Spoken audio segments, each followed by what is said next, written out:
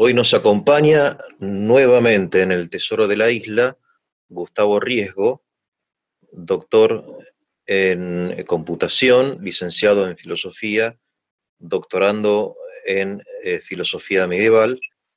Nos acompañó hace un tiempo introduciendo en la historia del texto, de un texto, digamos, tan importante, del llamado Pseudo Dionisio, y que es una historia apasionante porque nos llega desde, digamos, a partir del siglo I, ¿no?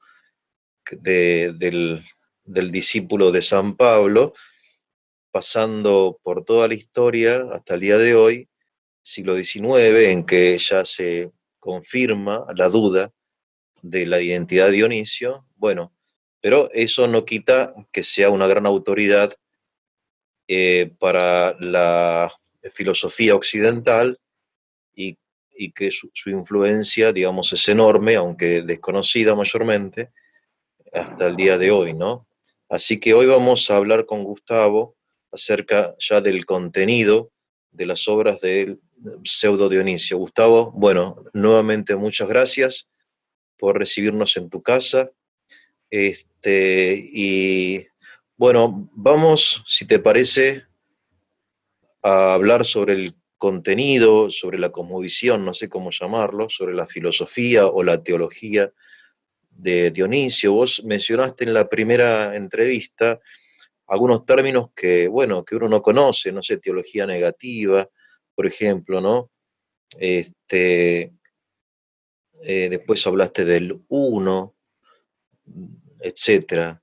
En fin, queremos aprender, estamos acá para aprender, así que te escuchamos. Gracias, Eugenio, por esta nueva invitación para seguir hablando, en todo caso, de la figura eh, desconocida del autor de estos libros, pero sí los textos tan importantes como decías, en relación a la filosofía y a la teología, no solo medievales que los recibieron, sino con vigencia a hoy. Vos mencionabas en algún momento la importancia de ciertos temas para los especialistas, y esto es así, en un sentido tanto como fue la datación. Si bien no podemos identificar al autor, la datación que se hizo de la obra tiene bastante precisión con relación, como mencionábamos antes, a las partes que toman estructura y texto de Proclo, el uso del credo de Pedro Batanero, Safrey, que es Henri Dominique Safrey, que encuentra una palabra que es ándrico, que es un vínculo objetivo con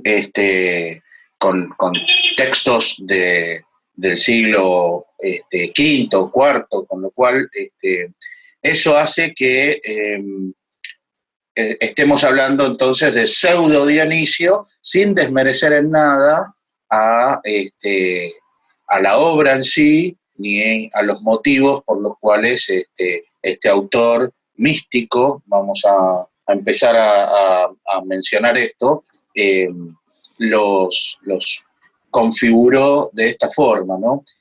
Mencionamos la otra vez que estamos hablando de 4 libros y 10 cartas, que es lo que a nosotros hoy mejor dicho, ya a la antigüedad tardía fue lo que llegó.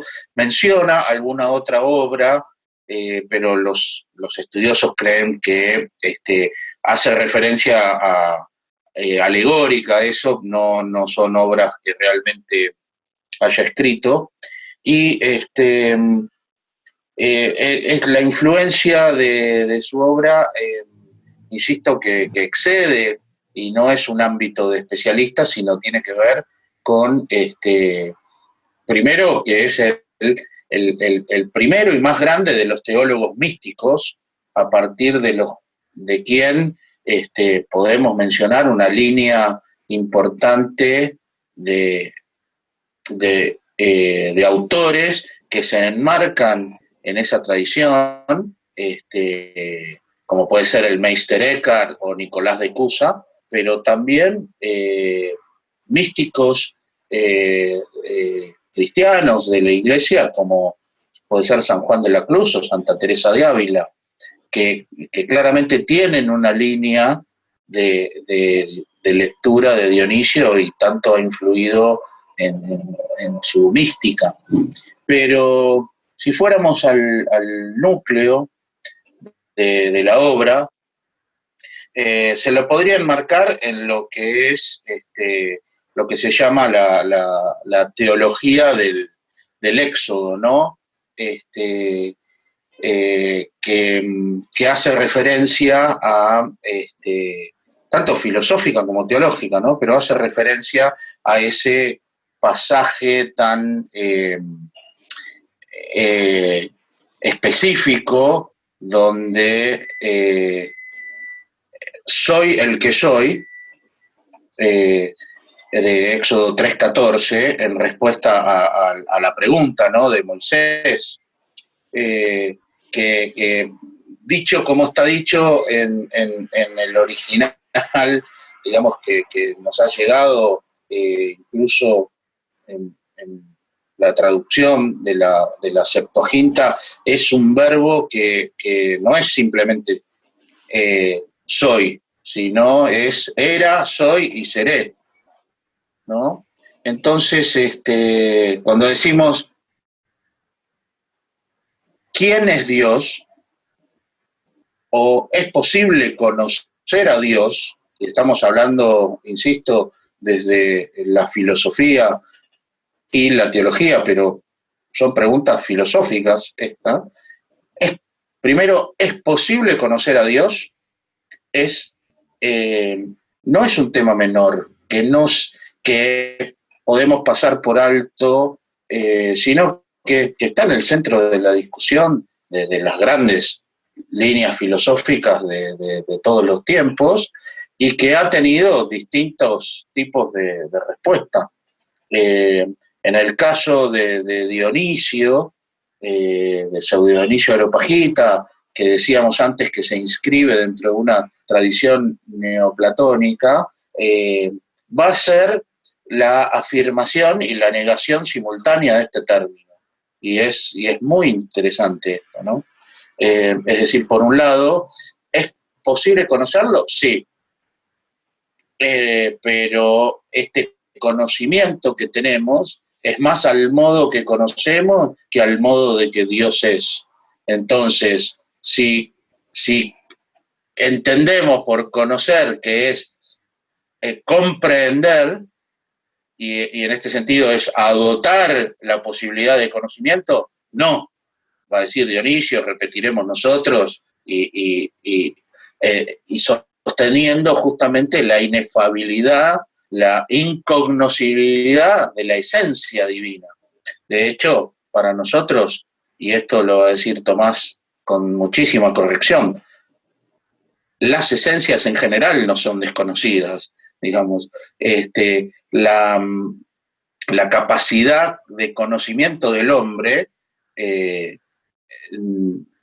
no llega a comprender la totalidad de la esencia de las cosas. Estamos hablando de las cosas creadas, estoy hablando del árbol. Conocemos el árbol y mucho de él, pero no agotamos el conocimiento de la esencia árbol, mucho menos puede decirse del conocimiento que de Dios tenemos, que es real, pero al mismo tiempo, al ser expresado con palabras humanas, con grandes limitaciones. Pero entiéndase esto, mientras que del árbol no somos capaces de captar la esencia última o quiridad por incapacidad del hombre, de Dios ya no se trata de simplemente una incapacidad en quien conoce, sino una sobreabundancia de lo que él es, que supera cualquier capacidad de conocimiento que no sea la propia, la de él mismo, ¿no? Entonces, en ese sentido,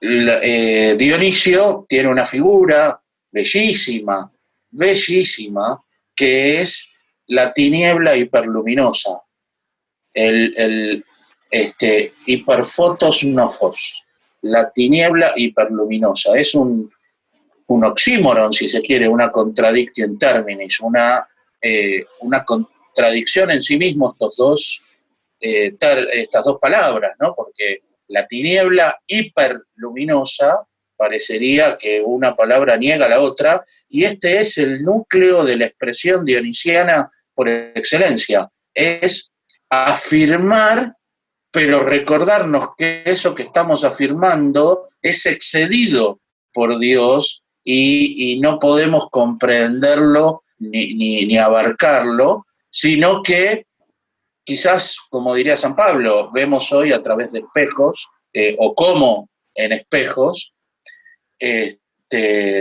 Santo Tomás va a tomar a esto con toda claridad y va a decir: para la contemplación divina se requiere una gracia particular por la cual el alma, después de pasar a mejor vidas, recibe el lumen glorie, que le da una capacidad adicional al hombre para poder contemplar a Dios, y aún así sin contemplarlo en su esencia misma, ¿no? Pero este primer punto de la cognoscibilidad de Dios, que tuvo distintas respuestas en los neoplatónicos, y a su vez cómo relacionarse con Dios. Hablábamos antes del tema de cómo Jámblico, tomando de los oráculos caldeos, introduce el concepto de teurgia en la filosofía neoplatónica, que a partir de ahí pasa a ser refundada. Quienes reciben después de Jámblico, como Siriano, Proclo, Damasio, el neoplatonismo ya lo recibe con una carga religiosa que proviene del convencimiento de que este retorno del hombre a Dios no solo es posible a través de una contemplación de las verdades, un camino filosófico de disciplina sapiencial, que no está nada mal, digamos, como propuesta, pero se queda corta en relación a el contacto con la divinidad. Y va a decir Jámblico y el neoplatonismo: se necesita la teurgia, es decir, ciertos ritos. ¿Y cuáles son esos ritos verdaderos? Bueno, esta es otra de las riquezas, digamos, de Dionisio, que toma estructuras, textos del neoplatonismo, y va a tomar la teurgia y va a decir: la teurgia, si Jámblico dijo que vamos a decirlo como en la esquina del barrio, la posta, la teurgia posta era la de Juliano, porque en los oráculos caldeos cuenta que Dios es quien le enseña, le transmite cómo hacer los ritos de retorno a la divinidad.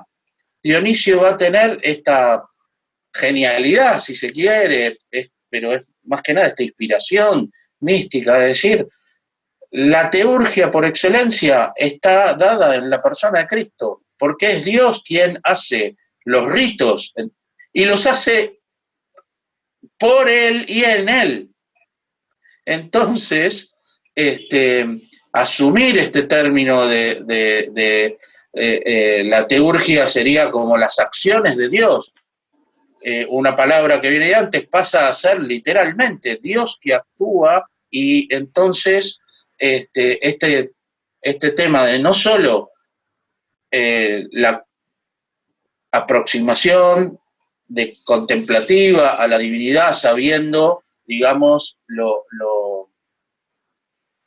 que trasciende al lenguaje, aún al lenguaje simbólico, pero que es abordable a partir de ciertos ritos, y que estos ritos son verdaderos en tanto que fueron legados por un Dios que los hizo en persona y sobre su persona, siendo él mismo el sacerdote y la ofrenda en los ritos máximos, son contenidos que se ocupa Dionisio de transmitir con no pocas repeticiones, con no pocas hipérboles y figuras que muestren siempre la dualidad de cómo el lenguaje nos sirve para entender, pero hay, y esto vale la pena insistirlo, hay en Dionisio esta supremacía de la mistagogía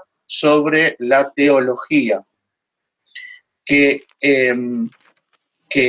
podríamos, si se quiere, asimilar, decir, la catequesis es importante, pero la mistagogía lo es más. Es decir, es importante el aprendizaje de ciertas, por supuesto, nociones, y de las nociones, contenidos más profundos, de lo que puede ser el contenido teológico, pero es mucho más importante la experiencia de contemplación del misterio, y por eso Dionisio es un mistagogo. Estamos uniendo estas palabras, ¿no?, de la pedagogía del misterio. Él, a través del lenguaje y de la presentación que hace, está poniendo al lector, poniendo al discípulo. Él va a tomar el lenguaje de la iniciación, poniendo al iniciado en los misterios delante para que pueda recorrer el camino de la teosis o endiosamiento, pero no es el endiosamiento de la pretensión, de la soberbia de ser como Dios, sino justo lo contrario, de el camino de ser en Dios hacia Dios.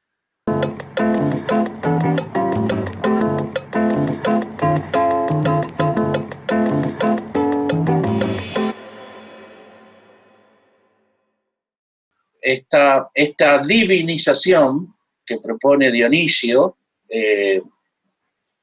es explícitamente la que le habla a su discípulo Timoteo, pero básicamente se expresa a lo largo de toda la obra. Es uno si se quiere, de los segundos elementos, ¿no? Como decíamos, primero, la posibilidad de conocer a Dios; en segundo, cuál es entonces la conexión o el proceso de retorno a ese Dios; y después podríamos señalar un tercer elemento que es muy importante, digamos. Sería largo de explicar si fuéramos a los vericuetos de cómo en la tradición neoplatónica el tema de la inteligencia y el ser, en relación a lo uno y lo múltiple, se dan como hipóstasis o relaciones para las explicaciones que hablábamos la vez anterior sobre el neoplatonismo. Pero me parece que lo importante es resaltar que en el capítulo 4 de los nombres divinos, cuando Dionisio dice voy a hablar de los nombres de Dios, el primero que toma no es ser, sino bien.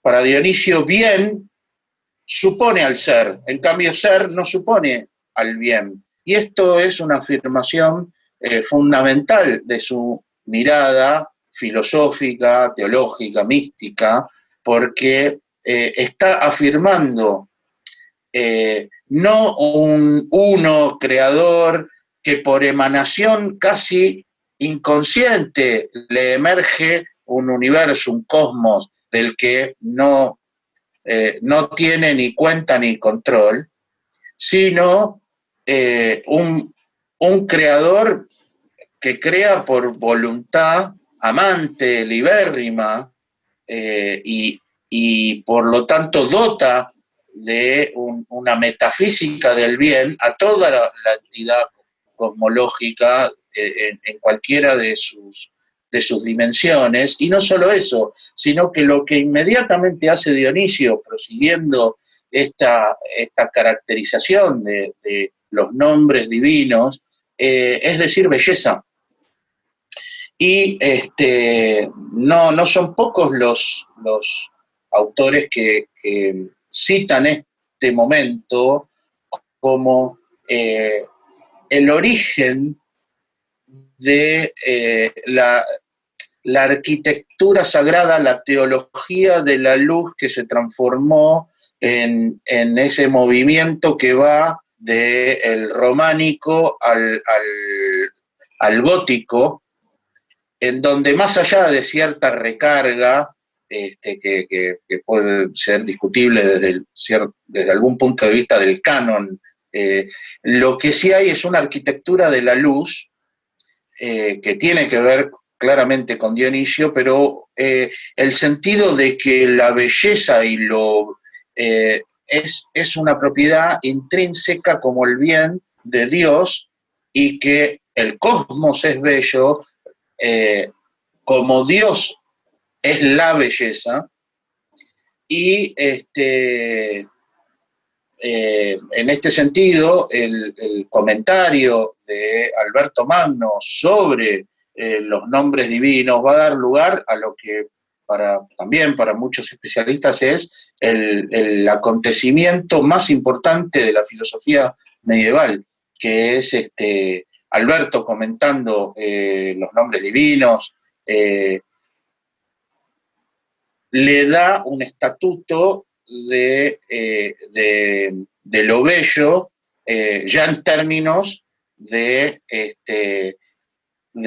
que es el esplendor de la forma, va a decir Splendor Forme, comentando este pasaje de Dionisio, y lo esplendente, lo fulgurante, ya no va a ser un aspecto de lo material, sino de la forma que da el ser a las cosas. Entonces, se va a dar esta conexión de el Dios creador. No tanto tenemos que recalcar que es omnipotente, sino bondadoso, y que confiere la belleza al ser de todas las cosas.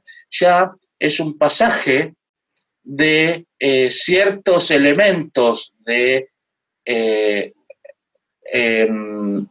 de la forma estética por la percepción, en donde la completitud y la armonía de las partes tenían que ver con esta estética de la belleza por la éstesis, la percepción, para pasar a una belleza metafísica, en donde claramente viene por la forma y no y por supuesto que se propaga a la unidad materioformal de la cosa. ¿Te puedo interrumpir, Gustavo? Perdón, sí. Sí, no, te agradezco muchísimo. Déjame que intente un resumen, a ver si entendí bien. Yo voy tomando nota y vos pondrás los acentos o me dirás, mira, esto no es así o es así, pero no tanto. Es decir, Dionisio siente como un abismo entre el hombre y Dios. Dios es innombrable, inexpresable, inefable. No podemos saber cómo es Dios. En palabra de Gregorio, sabemos que Dios es, pero no sabemos qué es. O sea, el hombre es incapaz de comprender cualquier esencia creada, hasta la esencia de una mosca, creo que decía por ahí alguien, mucho menos es incapaz de comprender la esencia divina, porque en el hombre todo conocimiento, y esto lo agrego yo, le entra por los sentidos, y entonces todo su conocimiento es antropomórfico, de modo que el hombre definitivamente es incapaz de conocer a Dios. En este sentido, podríamos llamar que hay un aspecto de agnóstico en términos modernos, ¿no? Yo sé que no es así, agnóstico en Dionisio, ¿no? Es lo que, por otro lado, en la tradición se expresa, San Juan Crisóstomo, San Máximo el Confesor, mismo Santo Tomás de Aquino, ¿no? Dice, de Dios no podemos saber lo que es, sino más bien lo que no es, ¿no? Y su relación con las cosas, etc. O sea, la tiniebla, esta tiniebla luminosa. Ahora, hay un hecho que es la revelación, o sea, empezamos a poder hablar de Dios gracias a que Dios nos habla. Esto es la revelación que encuentra su plenitud en Cristo. Cristo es el que nos revela a Dios. Entonces podemos empezar a hablar de Dios gracias a Cristo, que Cristo está dentro del concepto de rito. Digamos, Él es sacerdote y víctima, como también lo llama San Juan Crisóstomo en la liturgia que él escribió. Entonces Cristo, mediante estos rituales, la liturgia, ¿no? Que llamamos nosotros los cristianos, es lo que nos permite el acceso a Dios, ¿no? O sea, hay una incapacidad básica nuestra, Dios se revela. Ahora, mencionaste también el hecho del Éxodo, cuando delante de la zarza ardiente Moisés le pregunta, ¿quién eres? Dime tu nombre, ¿no? Porque él tiene que volver a Egipto a liberar al pueblo, y él dice, yo soy el que soy, que es una expresión del todo extraordinaria, maravillosa y paradójica, y bueno, que tiene muchas interpretaciones, ¿no? Vos dijiste que el soy hay que leer como el que era, el que es, y el que será, o sea, es la plenitud del ser. Bien. Ahora, siguiendo con tu exposición, hablaste de la mistagoga, la relación con la teología, y después entraste a hablar de Dios, que Dios es uno de los nombres de Dios. Digamos, Dios es uno de los nombres de Dios. De los nombres de Dios, y el principal nombre que Dionisio encuentra es el del bien, lo bueno, ¿no? A diferencia, quizá ahí, no sé, te pregunto, de Santo Tomás o de la escuela tomista, que pone el ser antes que el bien. En cambio, Dionisio pondría el bien antes que el ser, entiendo. Y después, y hablaste del bien, Dios es bueno, y entonces las cosas no proceden de Dios por vía de emanación, como cierta inconsciencia de Dios, que bueno, o peor en algún mito oriental, que somos una pesadilla de Dios, ¿no? La creación. O sea, Dios es bueno, y en esa bondad se comunica su ser a las criaturas, y esa es la creación, por su bondad libre, no como una emanación inconsciente de Dios. Pues mencionaste también el tema de la belleza, y después de la relación, de que esta teología después se hace visible de repente en las catedrales góticas, ¿no? Que es otro gran tema de la Edad Media, como la catedral es una especie de teología visible. Entonces,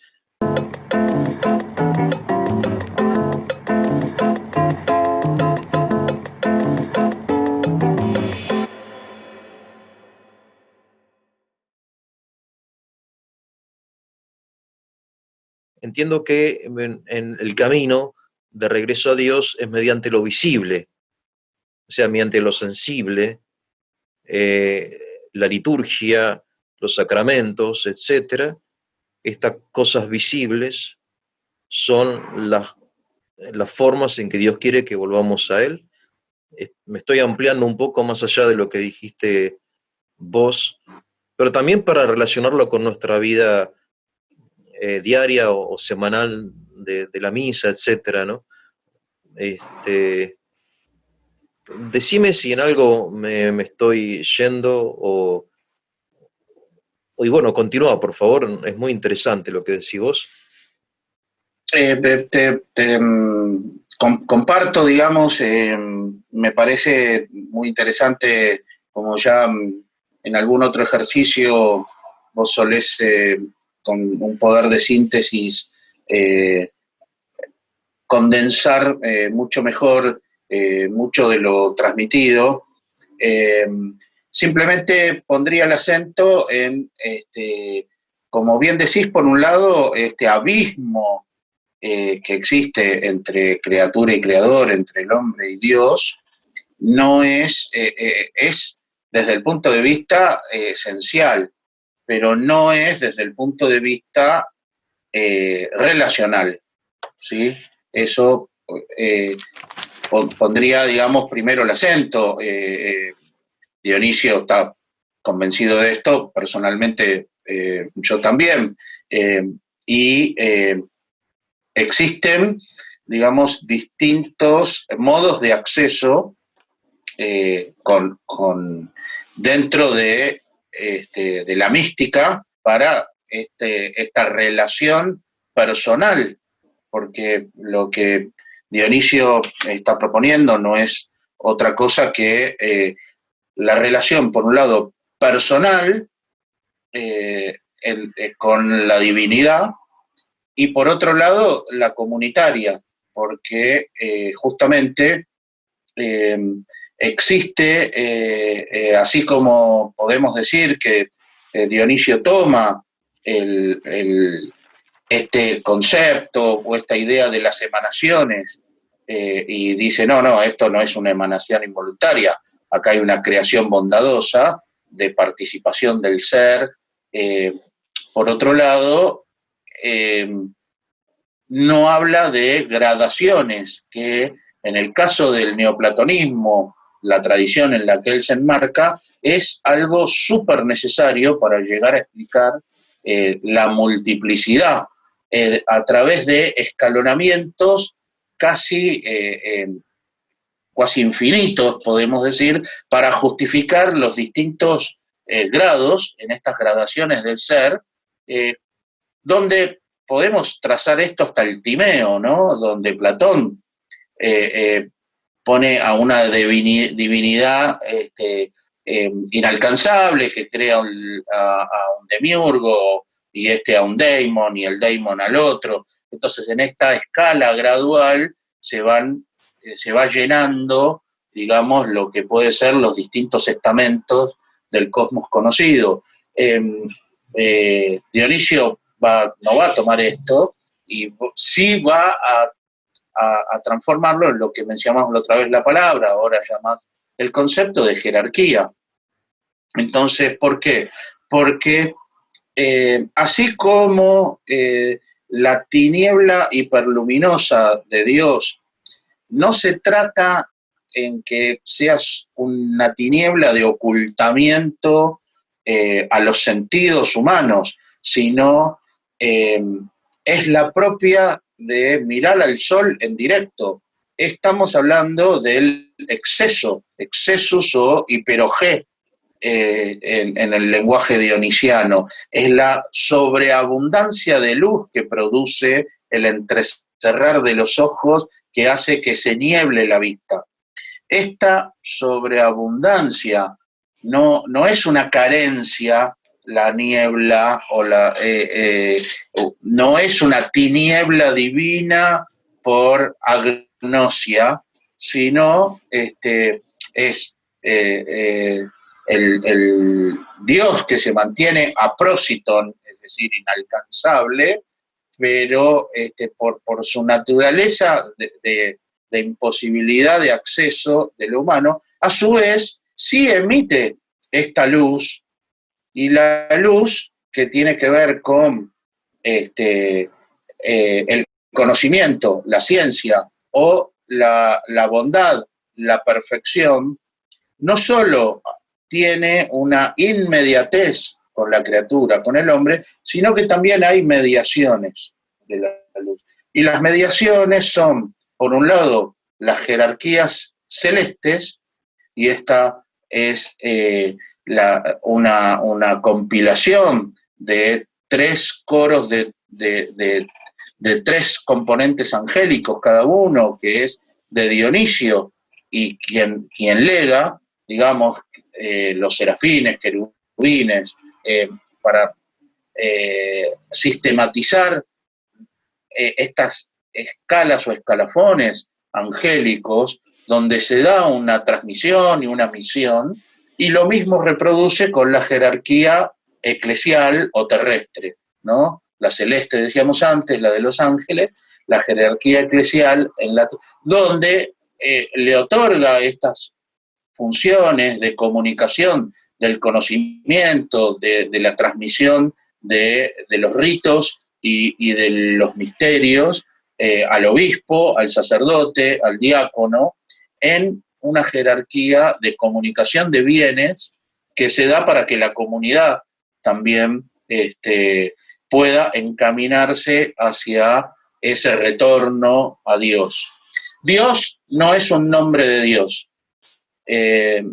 Los nombres divinos, que va a haber 11 en el libro de homónimo, digamos, de Dionisio, hay compilaciones de 14, la verdad que no importan el número, sino estamos hablando fundamentalmente de lo que Dionisio diría las energías, esas comunicaciones que nos llegan de lo divino, porque Dios es todas esas cosas y más también algunas que nos resultan inefables, incomprensibles, como decíamos antes, pero desde nuestra mirada decimos es luz, y no solo lo decimos, sino que está revelado también. Creo que en algún momento cursamos con vos ese ego y mito fos tu cosmú, ¿no? Soy la luz del mundo, del cosmos, podría ser más literal aún. La bondad, la belleza, todas son comunicaciones que recibimos desde la inefabilidad divina, que nos presentan, en algún caso, nosotros decimos que son preámbulos de la fe, porque, ojo con esto, desde la contemplación filosófica es posible alcanzar alguna de estas certezas. No, por ejemplo, la Trinidad divina, o esta revelación de la paternidad, que ya pertenecen al depósito de los artículos de fe. Pero una de las cuestiones que podemos también mencionar de virtud de Dionisio es cómo esto se da en una continuidad, así como hablábamos de la relación individual con lo divino a través de la contemplación y la mística, que es lo que va a aparecer en estos místicos que mencionamos, en Eckhart, en Cusa, en Juan de la Cruz, en Teresa de Ávila, Suso. Bueno, tenemos una continuidad con lo que puede ser la figura de la comunidad en la que se inserta el individuo, desde la jerarquía eclesial, con sus pares y sus superiores, y desde la jerarquía celeste, que acompaña la obra divina en todo lo que es el sostenimiento, el gobierno, la providencia, y que tienen, en algunos casos, misiones y figuras que no son conocidas, el ángel, el arcángel, y en otras que seguramente desconocemos y que nos serán reveladas en algún momento, dependiendo de la gracia y la voluntad de Dios. Pero independientemente de eso, se da esta continuidad, no hay una ruptura en la doctrina que aparece en Dionisio con relación al individuo y lo comunitario, con relación a lo celeste y lo terreno, se hayan articulados a través de una cosmovisión, diríamos hoy esta palabra, ¿no? Pero una contemplación en donde siempre, por supuesto, se da la preeminencia de lo desbordante.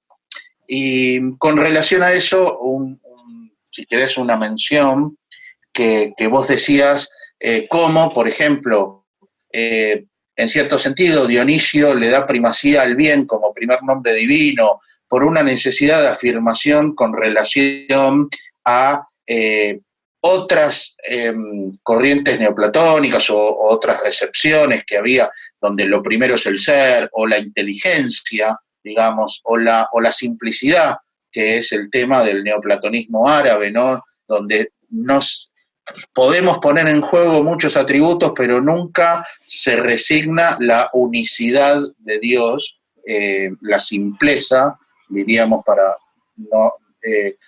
eh, es importante ver como que de pronto Tomás en su originalidad propia, porque no es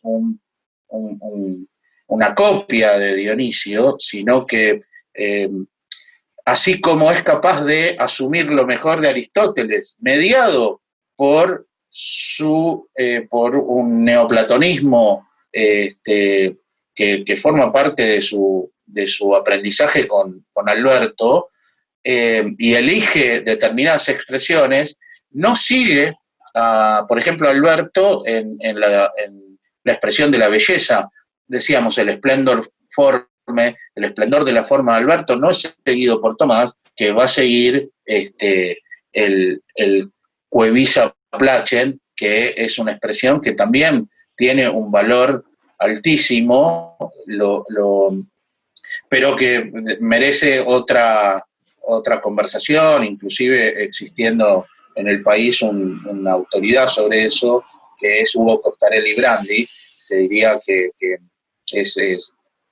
ha escrito cuestiones maravillosas sobre la comparación entre Tomás y Alberto respecto de esto, pero sí diría lo siguiente, que justamente mientras que Tomás retorna a París y sigue con el trabajo luego de sus sumas, no sigue comentando a Dionisio, mientras que Alberto sí lo hace, y existe lo que es la escuela albertina de Colonia, que si bien no es un elemento fundacional con una transmisión directa, hay en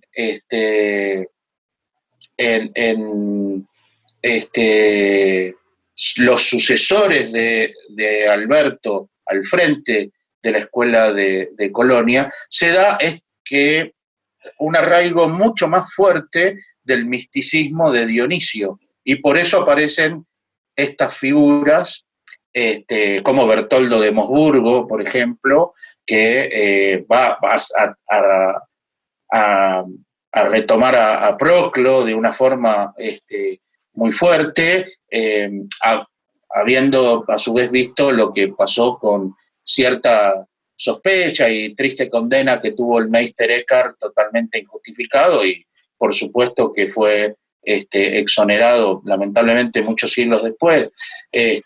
Mencioné a Cusa, en su momento te diría toda esta línea de pensamiento que sigue, da a la mística renana. La mística renana y después la mística española son líneas que surgen o tradiciones, estilos dentro de la Iglesia, que son lecturas de este Dionisio del que estamos tratando de hacer una semblanza. Gustavo, lamentablemente tengo que terminar esta segunda charla. Te agradezco de todo corazón, es muy interesante, es difícil, lo admito, es difícil.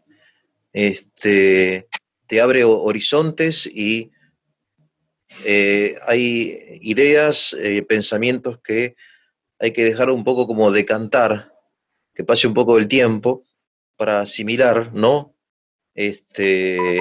Porque no son habituales escucharlos en ninguna parte, ni desde Lambón en la iglesia, ni en las lecturas habituales, y mucho menos en medios de comunicación, etcétera, pero que te abren muchísimo realmente el panorama, el horizonte de la fe y esta cosa tan apasionante que es también la filosofía, ¿no?